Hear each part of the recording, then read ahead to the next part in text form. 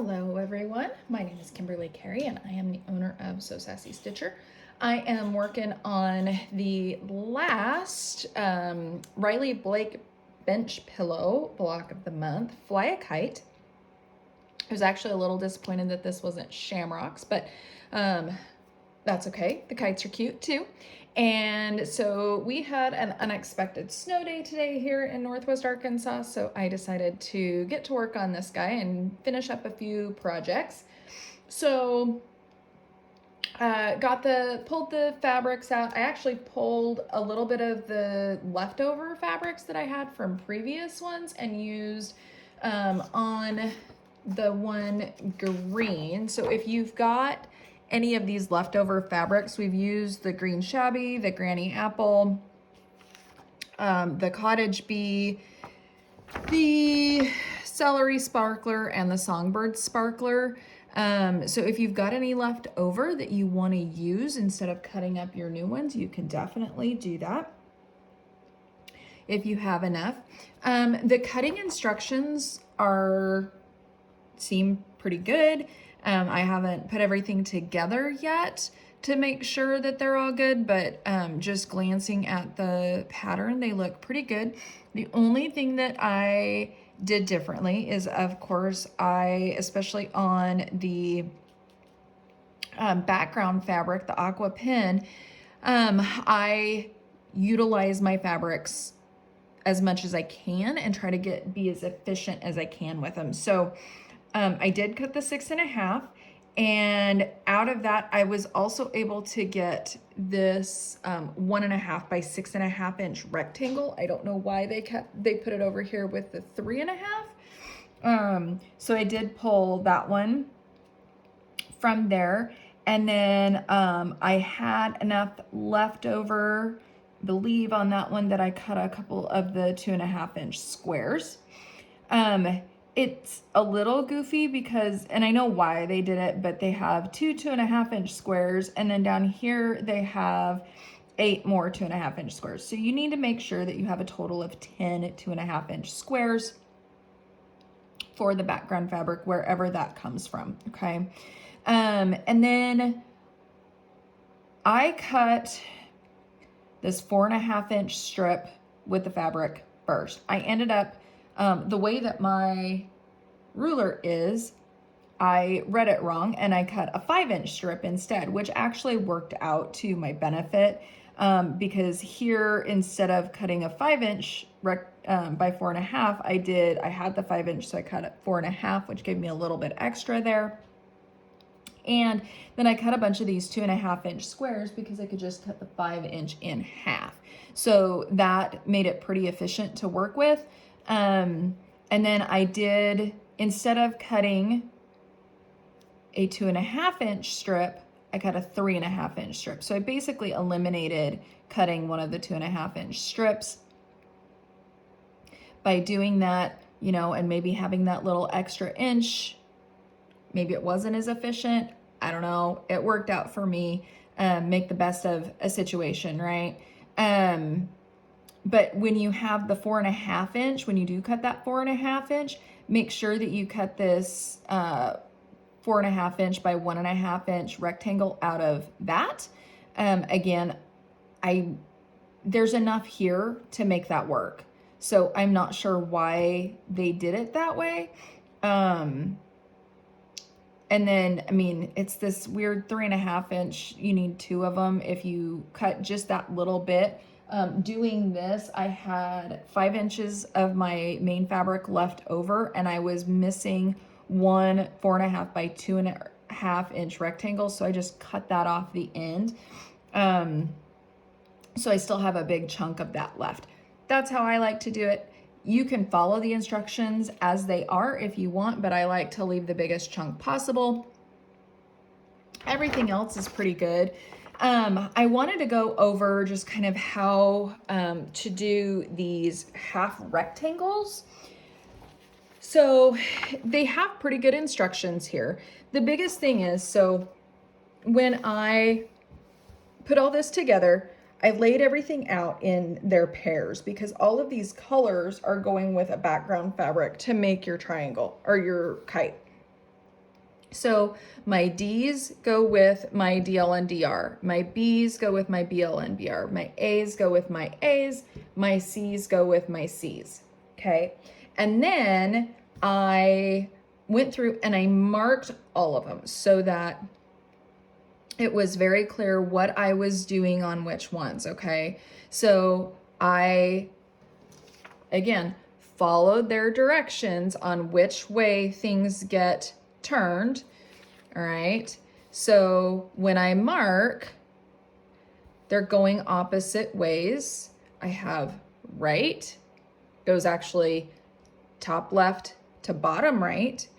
And then my right goes top right, or my left goes top right to bottom left. And then you want to mark on here, if I can find, there's my pen.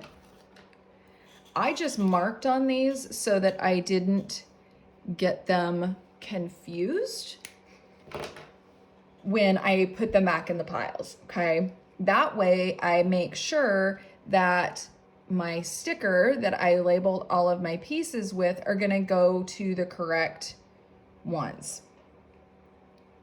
So I'll make sure that my left goes with my left and my right goes with my right when I separate those out. And then I just made piles. Obviously my squares, it doesn't matter. I don't need right or left. They're the same either way, but I went ahead and marked my squares, my half square triangles while I was at it. Okay. So then when you put these guys together, for the rights, again, follow the pictures, and you are just going to line up those corners with the hypotenuse the same, okay? And then you're going to stitch on that line. With the left, it goes the opposite way, okay? So again, I am just matching up those corners like so. It is a little awkward. There's really no good way to get around that, but you're gonna lay these out for each of your sets of rectangles. I recommend going ahead and laying each of them out, or doing like all of the lefts so that you know which way they're gonna go. Make sure your right is laid out, and then do all of your right so you can follow that pattern.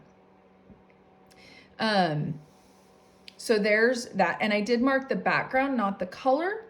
These are, I did use the friction pens for these. I also use the OmniGrid little 1/4 inch marker. These are really great if you're marking on either side of the lines, but they're so small and tiny that they're easy to make that cross hatching. Okay, so once I get these guys sewn, this is what they look like, okay? So if we turn them like so, this is a left, this is a right, okay? So, and I should have these opposite so that they're right and left. So when we open these guys up, okay, they're gonna open like this.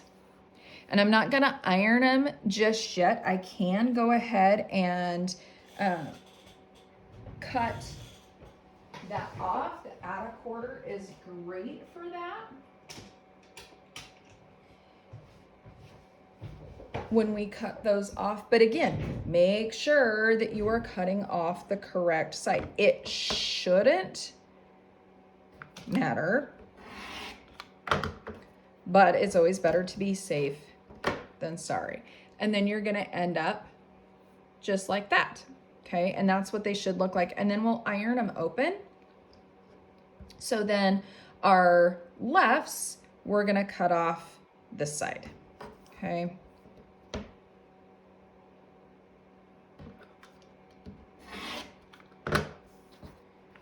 Like so. And there we go, nice and pretty. Okay, so we're gonna sew all the rest of those before we put our kites together. The half square triangles, we're just stitching along that line and then opening it up. On these, I look to see like which side opens the best. You know, is there a side that opens better, you know, more fully than the other? And then you can cut those off as well. And doing all of these before, I'll chain stitch all of these before I try putting the kites together. It should go together pretty easily. We're just putting those kites together.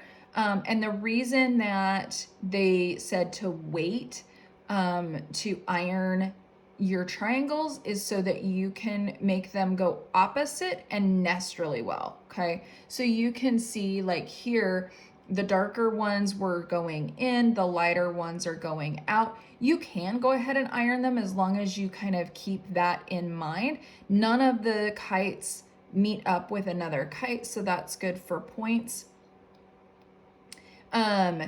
They do have you iron open the seam for the kites once you get the two sides put together, and then we're doing the top and bottom. They want that top and bottom seam open. I don't think I'm going to do that. I don't really like open seams like that. I don't feel like it's as strong. And you definitely, if you're stitching in the ditch, you definitely don't want open seams because it's just gonna cut through that stitching and then you're gonna end up with a hole in your quilt. So I don't like to have seams open like that.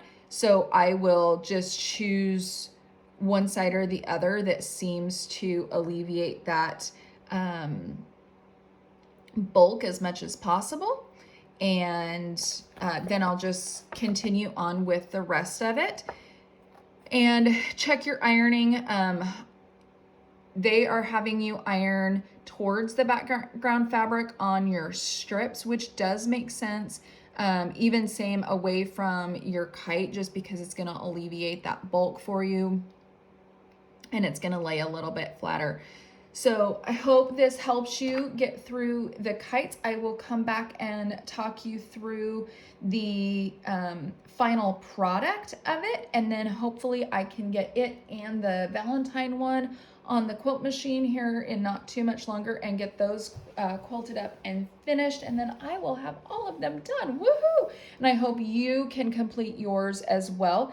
If you're having trouble with any of them, visit my other videos and hopefully that will help you get through those. Leave me a message with any comments or questions and I'll try to help you through. Thanks for listening. Bye.